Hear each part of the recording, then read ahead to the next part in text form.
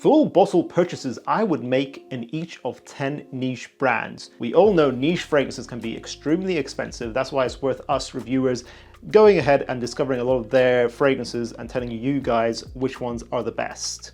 Now, this video isn't necessarily saying that fragrances that aren't featured here today aren't good. There are plenty of great full bottle worthy fragrances in each niche brand, but this is more of a personal list of fragrances that I would go ahead and buy full bottles of again, so repeated purchases, or I would buy full bottles in the future. Some fragrances that I already own from some of these brands, I actually would not repurchase another bottle. Doesn't mean they're bad fragrances, but they're just something that I personally wouldn't spend the full price on to reacquire. Hopefully this all makes sense to you guys. We have at least 20 fragrances to go through in this list. Let's begin.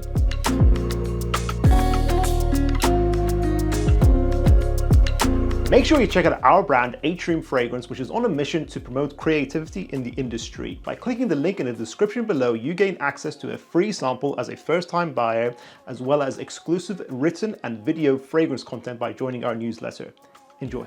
The first brand is Amouage, and unfortunately I haven't tried a lot of their stuff, but Amouage is a great brand if you want to try Middle Eastern perfumery. They're based in Oman and they're very much committed to displaying the industry from the Middle East and the heritage and history from that region using Middle Eastern centric ingredients. Amouage is great if you want some really intense, strong, evening fragrances primarily.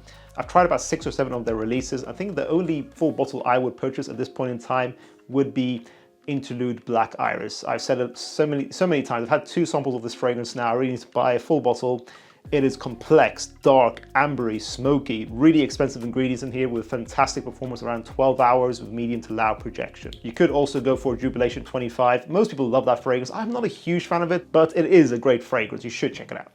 Parfums de Marly. Now, they have both sweeter and fresher releases in their brand at this point, but I think they're more famous for their evening oriental style of perfumery, with things like Leighton being the most famous of them. Actually, I will not repurchase Leighton at this point in time. I kind of feel like I've just, explored that DNA so much. There's so many clones of it now as well. I would kind of move on personally.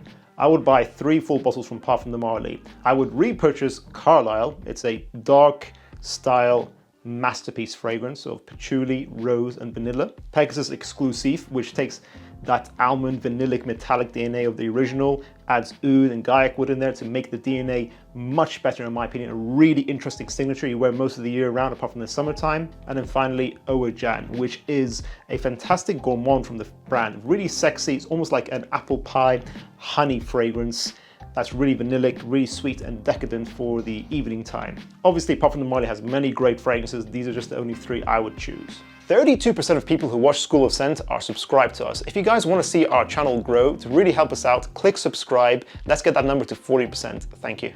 Initio Parfum is their sister brand, and they are very much amber-based, evening-based fragrances, apart from maybe the Oud for Greatness line and Oud for Happiness maybe as well. That kind of deviate from the usual Initio stuff, but usually there's stuff like Blessed Baraka or Side Effect is usually quite simplistic but high quality smelling amber evening fragrances.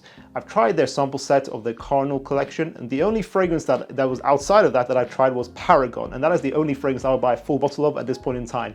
Really sexy, plum-based fragrance. Plum is a great note if you haven't tried it in perfumery, and I kind of feel like this fragrance is a nice mixture of plum japonais and Naxos. Together, if they had a baby, they'd make Paragon. It's a fantastic plum-based signature. It smells super expensive and super unique.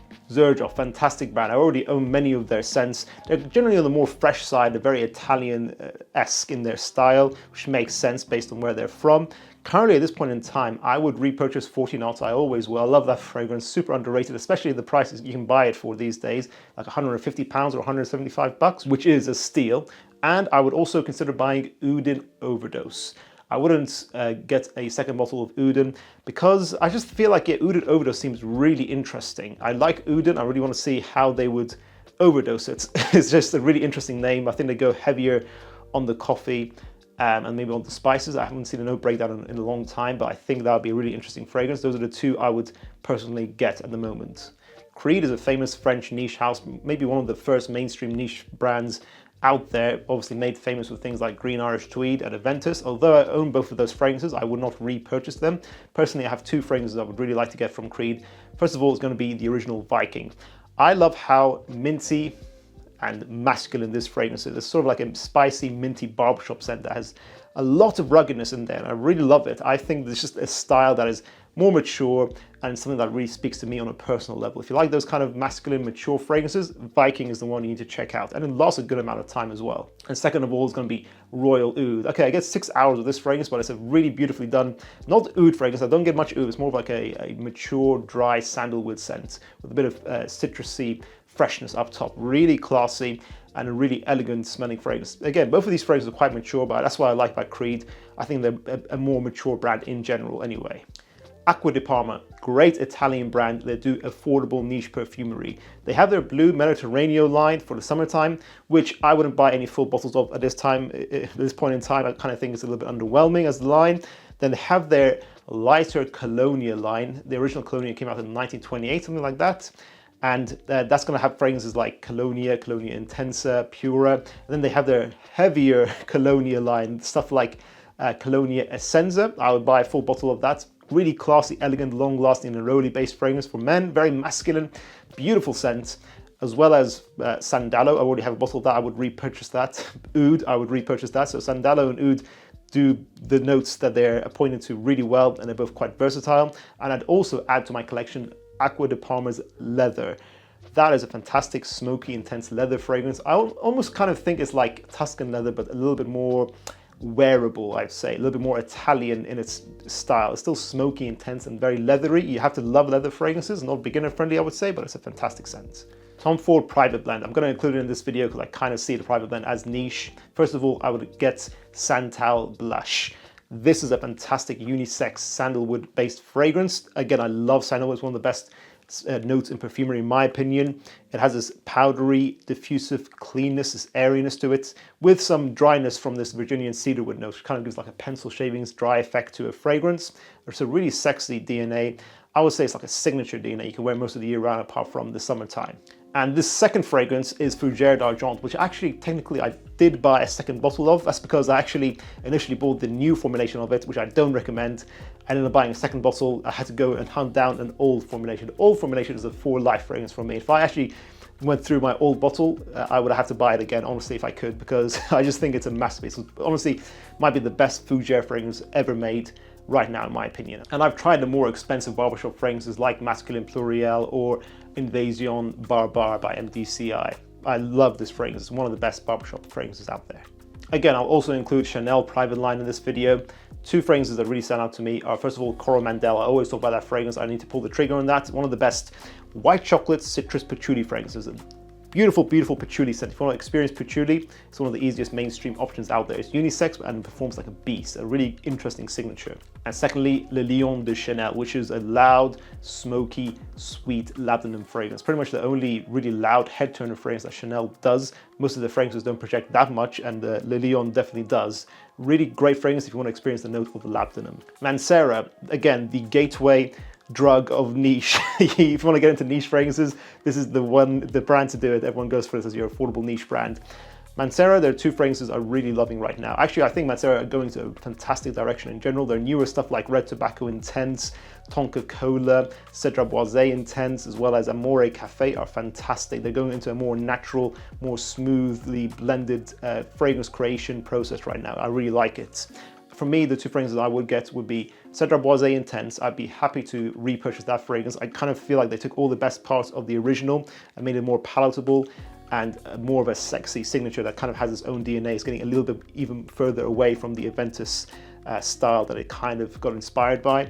And then second of all, I would get Amore Caffe. I do think this is a fantastic gourmand scent, easily their best gourmand, their best coffee fragrance, much better than Oud Caffe. I think they should just get rid of it, discontinue it. I think Amore Caffe is the one to go for. Really interesting gourmand with notes like coffee, vanilla ice cream, brown sugar, amaretto. Really interesting DNA, balanced, really easy to wear, easy to love gourmand scent for the cold weather. And finally, Maison Francis Kurkdjian. Now, with MFK, I kind of associated with French-style perfumery that is very glowy and luxurious. It kind of sparkles in the air. They have a touch of elegance and luxury to them. For me, I would get 4 fragrances from their brand as full bottles, even though I have a lot of fragrances from them that I actually really dislike. But it's funny because it's a brand that's either a really a strong hit or a strong miss with me. First of all, I'd happily get a full bottle of Grand Soir, one of the best amber fragrances ever made. If you want a classy, elegant evening scent, especially for us men, it's beautiful, it's perfect. Baccarat Rouge 540 Eau de Parfum. I know a lot of people are going to hate on this. A lot of people say they've got, there's lots of good clones for Baccarat Rouge, but I don't think so. I haven't experienced so far. People said that Club de Nuit Untold was the Baccarat Rouge killer. I don't think so. I don't think it holds a candle to it. Yes, Baccarat Rouge is an ambroxan-based scent, and maybe you think you can recreate it, but I think the blending is just done much better, and also the ingredients are a little bit better as well. It is a synthetic scent technically, but don't forget ambroxan has different variations to it. You can get more expensive smelling ambroxan variations, which I think Baccarat Rouge is using. It's beastly, it's a classic, it's a masterful blend. I kind of just want to buy it just to support the creativity behind the original. Oud Satin Mood Eau de Parfum, a super creative rose and oud fragrance. That combination is a very overly done DNA now, in my opinion, but this is a very unique rose and oud that kind of creates a really interesting Turkish delight effect with the rose I used here. It kind of smells like rose water that I'd use in the Turkish delight desserts. And finally, Masculine Pluriel. I love barbershop DNAs. As I've mentioned earlier in this video, this smells super classy, super elegant. It has its own unique metallic touch to the barbershop DNA here. It's sort of like if Platinum Egoist became a lot more modern. It smells a lot more modern, a lot more relevant, really classy. It sparkles in the air, has a great texture to it, and it lasts around 8 to 10 hours. A beautiful barbershop scent. That concludes this video, guys. Again, as I said, this is a very personal video to me, and I kind of just hope that this video highlights to you what are some of the top contenders in each brand. But I would love to hear from you guys. From each of these brands that I've mentioned today, what are the releases from each of them that you would buy full bottles of? Do you agree or disagree with my choices? Make sure to share your thoughts in the comments down below. Make sure to check out our previous video that I did on niche fragrances. I'll see you guys in the next one. Bye.